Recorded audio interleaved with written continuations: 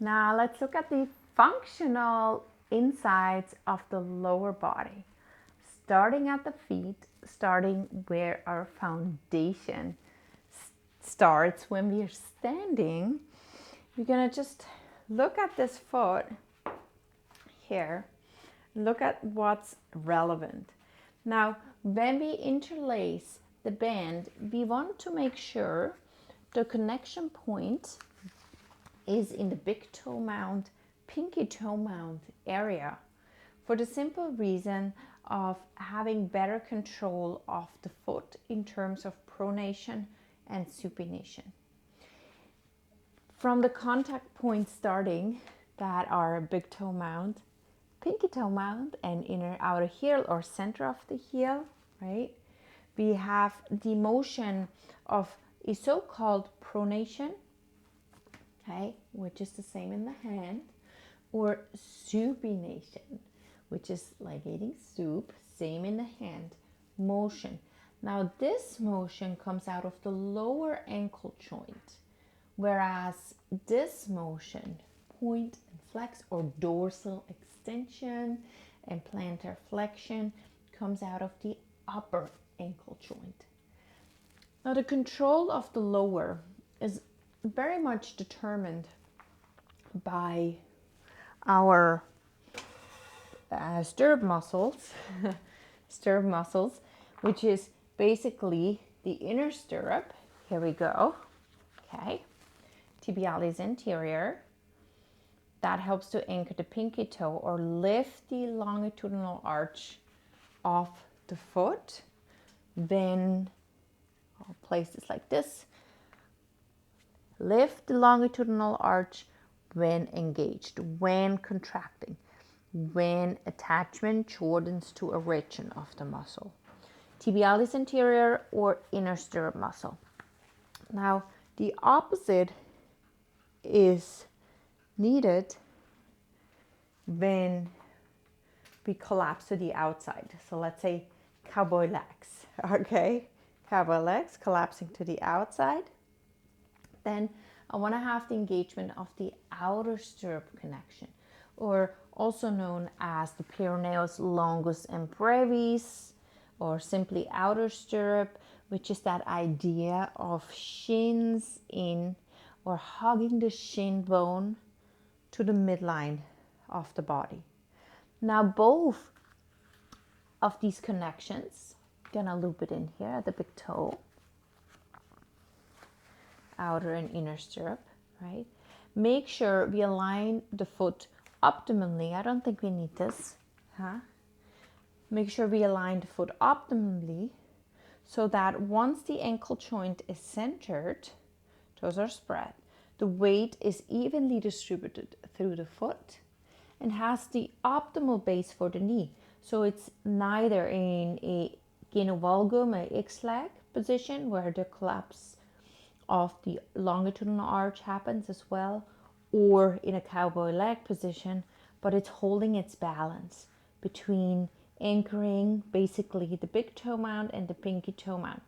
And we always want to maintain that connection while having that energetic pada bandha engagement of the sole of the feet, of the peripheral body engagement, lift into the core of the pelvis.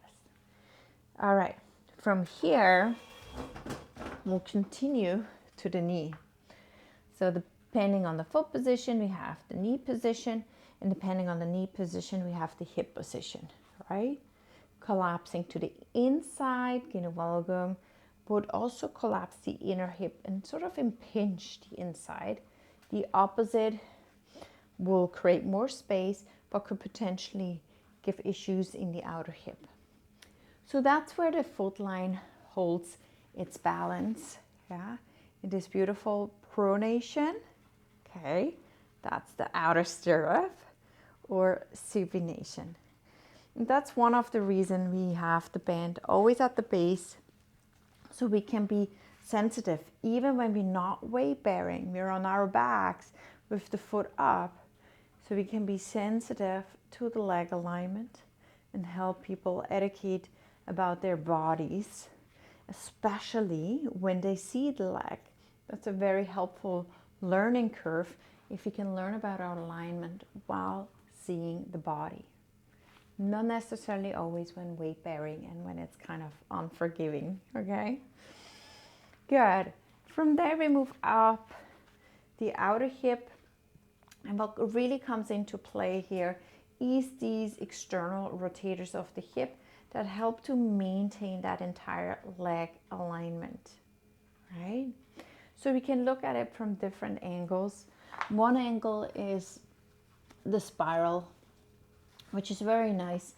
That idea that our front leg always requires a little bit more, okay? Say here, I'm in warrior one. It always requires, it's collapsing right now, a little bit more external rotation. So I need these friends here while maintaining my foundation. I'll need the outer hip engaged. In other words, sitting bones underneath me. And right now, my external rotators of the hips, my hip, medial hip even, the outer hip stabilizers are working. This is also very clear in positions like warrior two, where it's a side hip opener, right? But in order to maintain that leg alignment in the front knee, you really need to keep the thigh bones back, yet really hug. I'm going to just lift my heel here for helping spinning the front leg into that external rotation where my proximal body is supported to the point where it can open into the external rotation. We have other ways to work with that as well. The thigh, mid-thigh loop bend is one of them, position 5 or position 2 of the lower body. Same things. Where we basically, I'm going to make it extra nice and tight. Mid-thigh, yeah. Where we basically externally rotate the hip, but that brings the sitting bones together. So there's an effect from that external rotation, even if I do it here, all the way, let me show you the sitting bones, to the sitting bones, pelvic floor, that actually narrows when I externally rotate the legs, right? And because of the resistance, I strengthen everything that supports the sacrotuberal ligament, the back body. So if I'm overstretched, because I like doing this and I'm doing it a lot without engaging my back body, potentially I run into some insufficiency in the back body. And this becomes loose, basically overstretched, overstressed is overstretched, okay? And we have painful sitting bone insertion, which is the origin of the hamstring group muscles.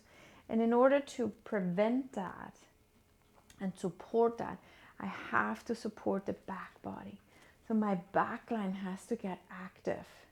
So right now, I'm gonna squeeze my heels together, my sitting bones together, and then with that support, my whole back body fires up and supports me while I bring the whole load of my upper body on that delicate body part, or I'm bringing it back up. Okay, that's the engagement we are looking for. And ultimately, the balance of the front and the back body in its general view. Now the deep front line is literally not just an energetic, but it is a fascia line connection from the sole of the feet, okay? So including literally the tibialis posterior, which is the deep calf muscle that is active when we lift the heel. Here we go. I feel like you can see it better here. Okay, now it's working, so it's toning. Just those heels lift. And then from there goes up the inner thigh, which we could emphasize, many ways to roam. So we're emphasizing it here right now, okay, to get that midline really engaged and supported all the way into the pelvic floor. So as I contract an inner body, lengthen this whole pelvic floor, diaphragm, and even upper palate position of the head optimizes. This is the leg line. Now, that is also the reason why we use our bunion friend, okay, with where we cross the band, where we use it not just to optimize the positioning of the toe, but where I now use resistance to work the entire leg line. So I could be doing this sitting, right, where I position the big toe and I'm just isolatedly working the lift of the heel, the calf, pumping that blood. Or I advance it where I now combine it with some lunging position. Balance is not just there just because we had it one day. We always have to reestablish it back, right? And that's where that beautiful work of foot, knee, hip comes together into a functional unity where it creates the base for the core and then therefore the upper body.